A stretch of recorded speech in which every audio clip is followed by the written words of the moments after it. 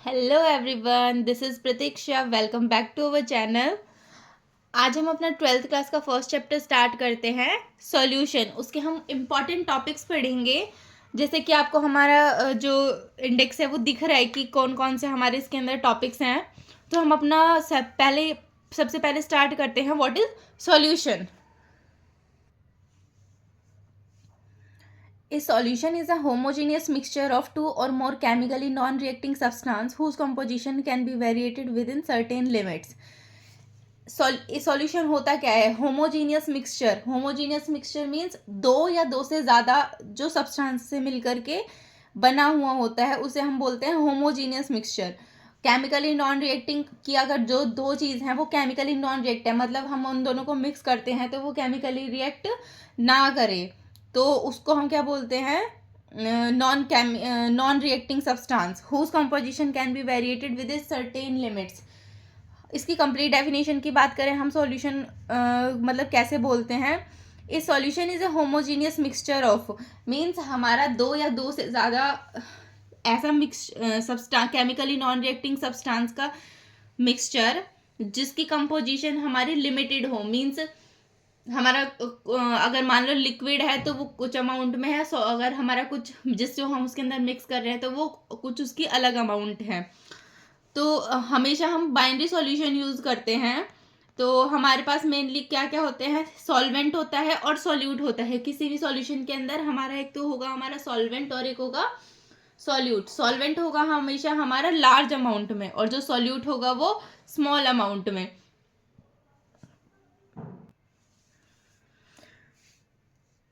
तो हम उसको देखते हैं, इसके एग्जांपल्स देख लेते हैं। सबसे पहले हम अगर मान लो हमारे पास कोई सॉलिड है, सॉलिड के अंदर हम सॉलिड ऐड कर रहे हैं, मतलब हमारा जो सॉल्यूट है वो भी सॉलिड है और सॉल्वेंट है वो भी सॉलिड है।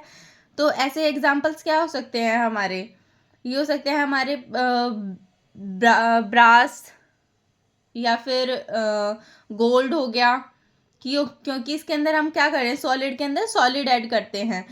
अब नेक्स्ट एग्जांपल ले लेते हैं। अगर हमारा सॉल्यूट क्या है? कोई सॉलिड है, मीन्स मान लो शुगर है, और सॉल्वेंट क्या है? हमारा लिक्विड है, लाइक वाटर। तो वो हो जाएगा हमारा कैसा सॉल्यूशन हो जाएगा? वो हमारा सॉलिड और लिक्विड का।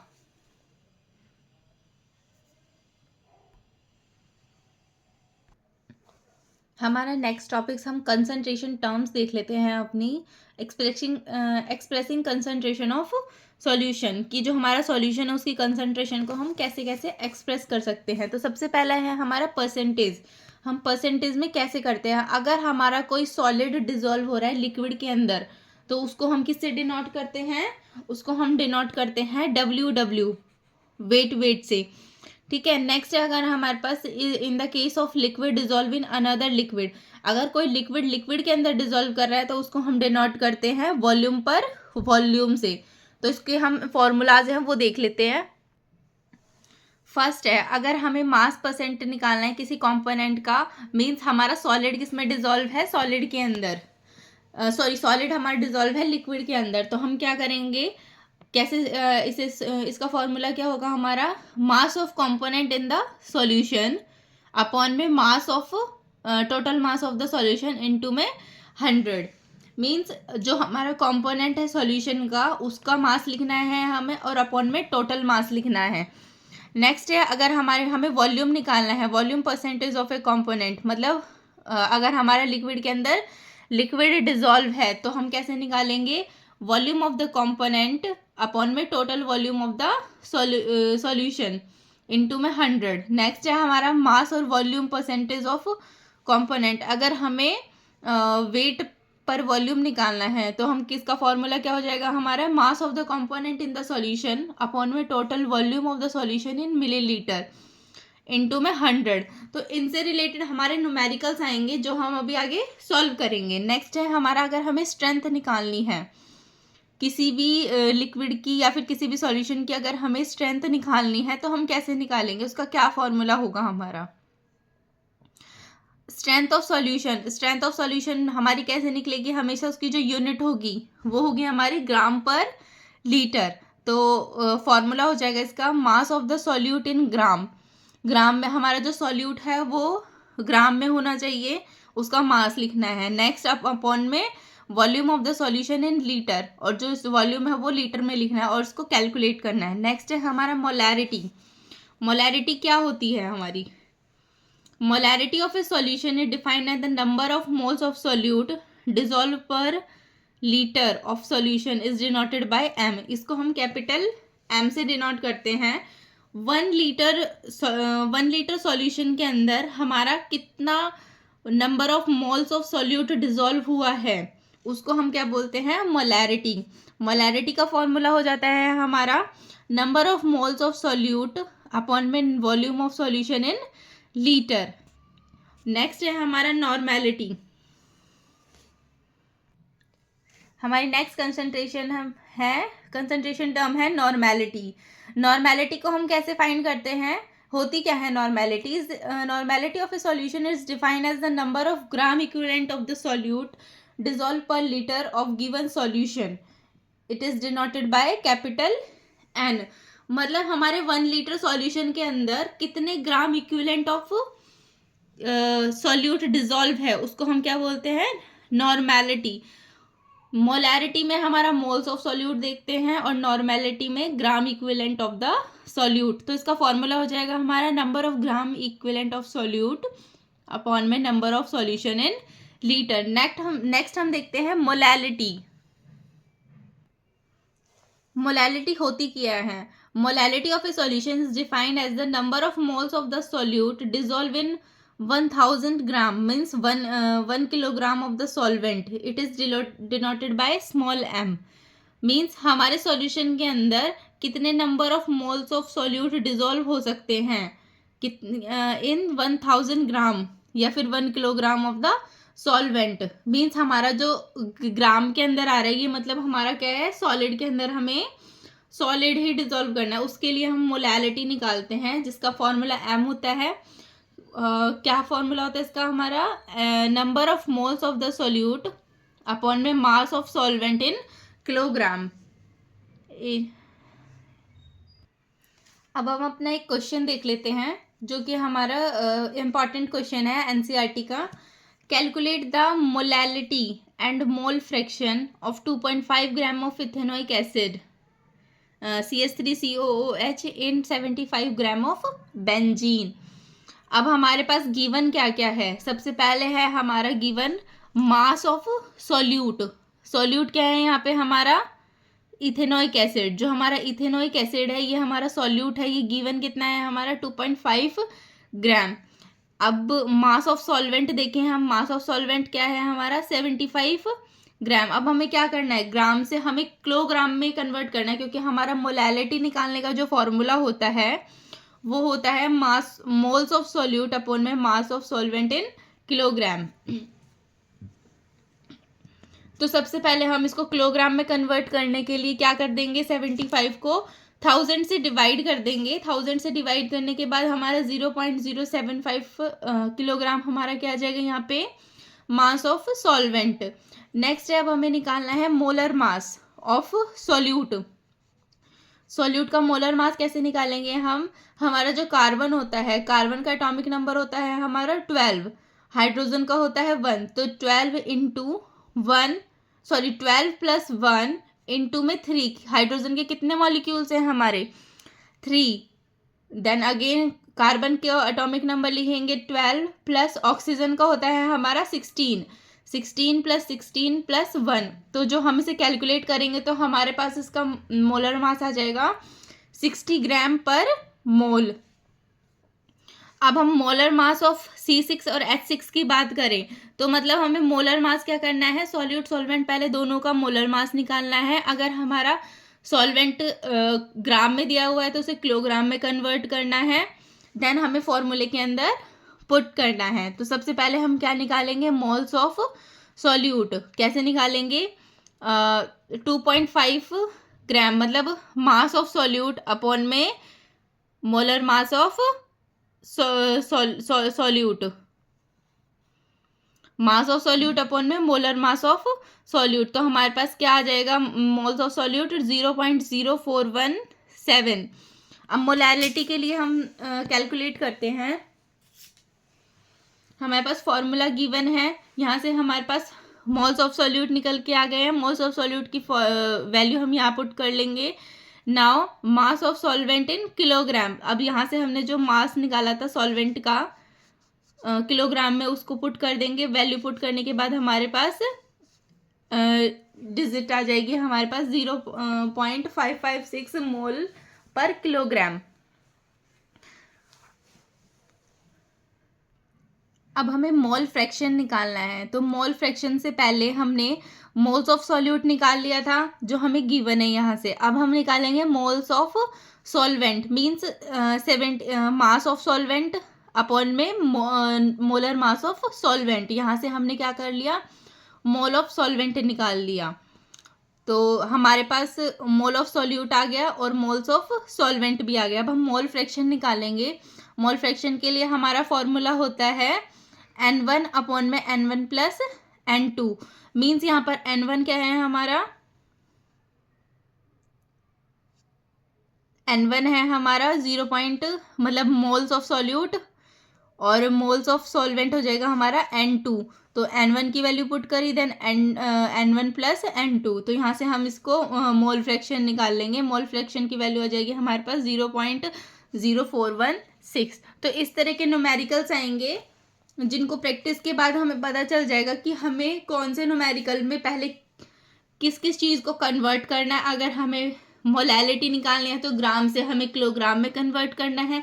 सबका दोनों सॉल्यूट और सॉल्वेंट का मोलर मास निकालना है। मोलर मास हमारा एटॉमिक नंबर होता है, एटॉमिक नंबर का मल्टीप्लिकेशन जो हमें गिवन है, जिस उसके अकॉर्डिंग हमें उसका मोलर मास निकालना है, जिसकी वैल्यू ग्राम पर मोल आती है। अब हम अपना नेक्स्ट टॉपिक पढ़ते हैं, Henry law. The mass of a gas dissolved in a given volume of the liquid at constant temperature is directly proportional to the pressure of the gas present in equilibrium with the liquid। तो ये क्या कह रहे हैं, जो हमारा mass of gas dissolve in given volume of liquid. अब हमारा जो लिक्विड है, उस कोई लिक्विड है हमारा, उसके अंदर कितनी गैस हमारी डिजॉल्व हुई है, कितनी मास ऑफ गैस डिजॉल्व हुई है कांस्टेंट टेम्परेचर पे, वो किसके इक्वल होती है, वो डायरेक्टली प्रोपोर्शनल होती है pressure of gas present in equilibrium with the liquid. Liquid के अंदर कोई गैस जो मिक्स है उसके डायरेक्टली प्रोपोर्शनल होती है उसके प्रेशर के। मान लो सपोज हमारे बीकर के अंदर क्या है, लिक्विड है, उसके अंदर हमने कोई गैस डिजॉल्व की है, तो इसमें ये बोल रहा है हेनरी लॉ के अंदर जो हमारा मास है वो डायरेक्टली प्रोपोर्शनल होता है हमारे प्रेशर के। मीन्स जो हमारा लिक्विड के अंदर गैस डिजॉल्व है उसका मास डायरेक्टली प्रोपोर्शनल क्या है, किसके है, जो हमारा लिक्विड है उसके अंदर जो गैस मिक्स है उसके प्रेशर के इक्वल होता है। तो हम यहाँ पे प्रोपोर्शनलिटी का साइन हटाने के लिए के कांस्टेंट ले लेंगे, तो हमारा फॉर्मूला हो जाएगा m इज टू के पी। अब हम बात करते हैं हेनरी लॉ में सॉल्युबिलिटी की जो सॉल्युबिलिटी जो लिक्विड के अंदर गैस मिक्स हुई है वो उसकी सॉल्युबिलिटी क्या है। The solubility of gas in a liquid at a particular temperature is directly proportional to the pressure of the gas in equilibrium with the liquid at the temperature. ये हमने अभी पढ़ा है, तो हम इसको देख लेते हैं एक बार कि इसके लिए हम क्या फॉर्मूला यूज़ करेंगे। तो यहाँ पर हो जाएगा हमारा X A is equals to K dash P A. तो यहाँ पर एक्स ए क्या हो जाएगा हमारा, mole fraction of the gas, mole fraction of the gas in the solution. Solution के अंदर जो हमारा मोल फ्रैक्शन है गैस का, उसके लिए हम क्या यूज़ कर रहे हैं, एक्स ए। पी ए हो जाएगा यहाँ पर हमारा partial pressure of the gas, and के क्या हो जाएगा हमारा प्रोपोर्शनल, के डैश प्रोपोर्शनलिटी कांस्टेंट। तो अगर हम इसे सॉल्व करके देखें, अगर हम जैसे हमारी इक्वेशन नंबर 3 के अंदर हम देख रहे हैं, इक्वेशन नंबर 3 में हमने इसको थोड़ा सा सॉल्व किया है, तो हमारा pressure P A is equals to जो हमारा यहाँ पर प्रेशर था ये यहीं रहेगा। इसको अगर हम के को क्या ले जाएं, लेफ्ट हैंड साइड लेकर के जाते हैं, तो हमारा 1 अपॉन में के डैश एक्स ए हो जाएगा। तो हम इसको क्या लिख सकते हैं, P A is equals to K H X A. अब ये के एच कहाँ से आया है हमारा, ये जो के एच है इसी को हम हेनरी कांस्टेंट बोलेंगे, जो हमारा के एच किसके इक्वल है, 1 अपॉन में के डैश के। तो ये है हमारा हेनरी लॉ। हेनरी लॉ से हमारा जो KH कांस्टेंट है वो आया है। The partial pressure of gas in vapor phase is directly proportional to the mole fraction of X of the gas in the solution। अगर हमारे पास partial pressure of a gas vapour phase के अंदर क्या है, डायरेक्टली प्रोपोर्शनल किसके है, mole fraction of the gas के। अगर हम हेनरी लॉ की ग्राफ की बात करें, mole fraction in solution versus equilibrium pressure, तो हमारे पास जो कर्व आएगा वो क्या आएगा, स्ट्रेट लाइन, क्योंकि जो हमारा मास है वो डायरेक्टली प्रोपोर्शनल किसके होता है, प्रेशर के। मींस जो हमारा हेनरी लॉ आएगा वो क्या है, हमारा स्लोप, उसका जो स्लोप आएगा वो क्या आएगा, एक स्ट्रेट कर्व। नेक्स्ट हम लिमिटेशंस की बात करते हैं, हेनरी लॉ की लिमिटेशंस की। तो जो हमारा हेनरी लॉ है, the pressure should be low and the temperature should be high, the gas should behave like an ideal gas. इसकी लिमिटेशन क्या है, अगर हम प्रेशर को लो कर दें और टेम्परेचर को बढ़ा दें तो जो हमारी गैस है वो कैसे बिहेव करती हैं, आइडियल गैस की तरह। नेक्स्ट लिमिटेशन क्या है हमारी, the gas should not undergo compound formation with solvent और एसोसिएशन और डिसोसिएशन इन द सॉल्वेंट। जो गैस होती है वो हमारी कंपाउंड के अंदर ना तो सॉल्वेंट का फॉर्मेशन करती है और ना ही सॉल्वेंट के साथ ना तो कोई फॉर्मेशन करती है, ना तो एसोसिएशन ना dissociation of the solvent, Henry law के अकॉर्डिंग। अब हम इसकी एप्लीकेशंस की बात करें, जो सबसे ज़्यादा इम्पॉर्टेंट है, एग्जाम में इसकी एप्लीकेशंस ही ज़्यादा पूछी जाती हैं। In the production of carbonated beverage, जो हेनरी लॉ है हमारा, उसके अकॉर्डिंग